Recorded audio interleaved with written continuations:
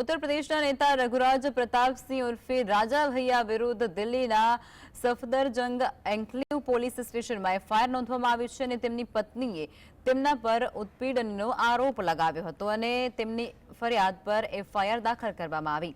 Police સમગ્ર મામલાની વધુ તપાસ શરૂ કરી ચૂકી છે। પોલીસે જણાવ્યું હતું કે ઉત્તર પ્રદેશના નેતા રઘુરાજ પ્રતાપસિંહ ઉર્ફે રાજા ભૈયા વિરુદ્ધ પોલીસ સ્ટેશનમાં એફઆઈઆર નોંધવામાં આવી છે અને આ કેસ પહેલાથી જ મહિલા વિરુદ્ધ ક્રાઇમ સેલમાં ચાલી રહ્યો હતો।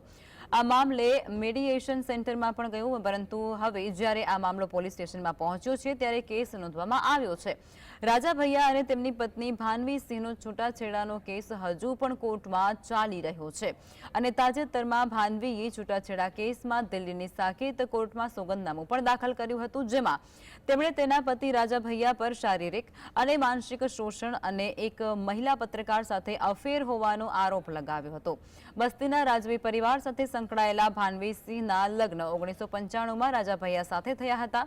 રાજા ભૈયા અને ભાનવી સિંહને 2 દીકરા અને 2 દીકરીઓ પણ છે।